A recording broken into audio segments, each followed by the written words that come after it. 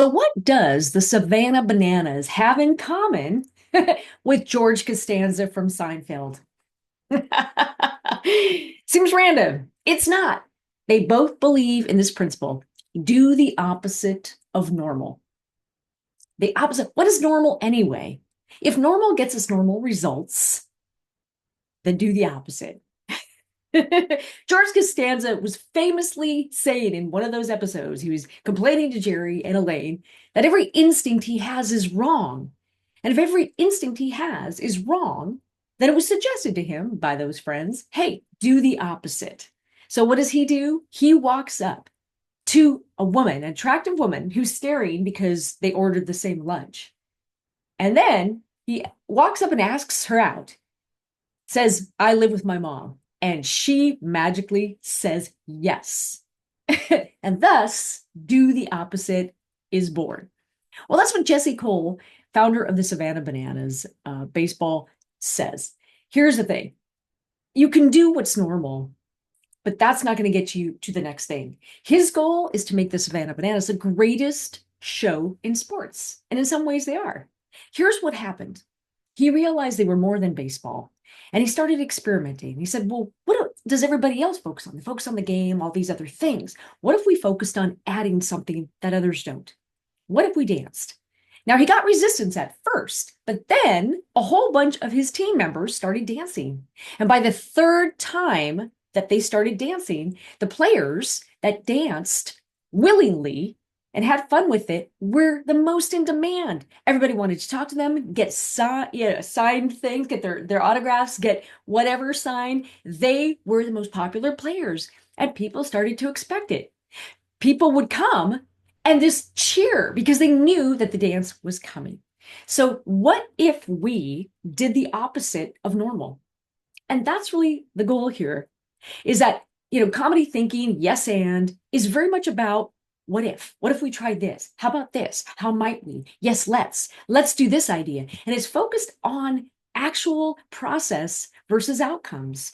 Now you're going to get a bunch of outcomes, but you have to fall in love with the process. So Jesse says that they experiment with about 9 to 13 things each week. 9 to 13. Each week they try a different experiment. Start small. And of those 9 to 13 things, or, whatever, most will fail. Most will fail. 70% plus fail. So you're not looking at getting most of these things to work. What you're looking for is the little diamond in the rough. If you try enough things every week, some of these little experiments will work. He tried horsehead races, the messy baby. He's tried a bunch of stuff that, by his own admission, did not work. They started the, drinking at 9 a.m. because if you're going to drink all day, it should start in the morning. And he said only like 80 some people came to the ballpark. So by pure numbers, it wasn't a success, but it was a success because they were able to see what if and rule it out. So he believes in trying a whole bunch of stuff. And that's exactly what great companies do, is they have a process for innovation, for creativity, for trying new things. And they allow people the ability to show up and try different things. And they understand that most of those things won't work. So they're not hung up on making everything work. They're hung up on experiments, small experiments that are the opposite of normal. How can we add to this? How can we try something new and then see where that gets us? So they're less obsessed with trying to force something and more with creating a culture of innovation, creating a bold culture where weird ideas are welcome, creating a culture where people know it's okay to try new things, small experiments. And I think that's the right way to think of it. George Costanza and Jesse Cole know something important, doing the opposite of normal. So here's where I ask you, what are you willing to do that's the opposite of normal?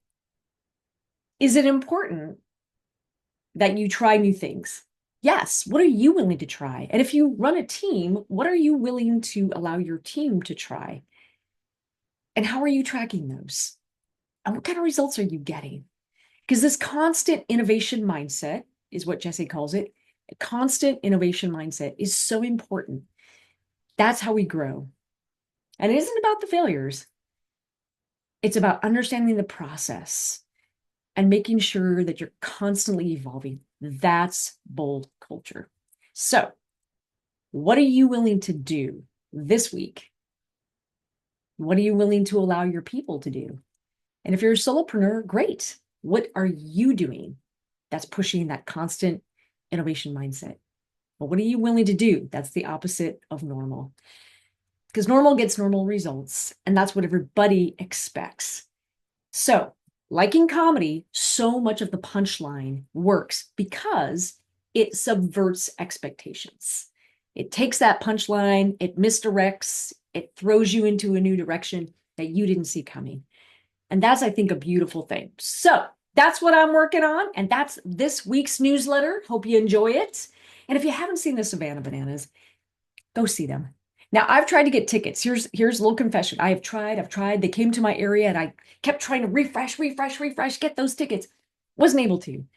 But as soon as I'm able to, I am gonna go see them. I fell in love with them as soon as I saw them on ESPN. And I was like, oh my God, honey, check this out. And my husband was like, I'm way ahead of you.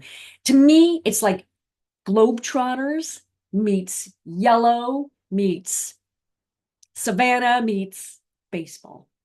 And it's just another lens for bringing comedy thinking and constant innovation, that experimental mindset that we see in comedy, into business. All right, everybody. And if you've seen the Savannah Bananas, let me know how you loved them. I'm a little jealous. All right, take it easy, everybody. Till next time.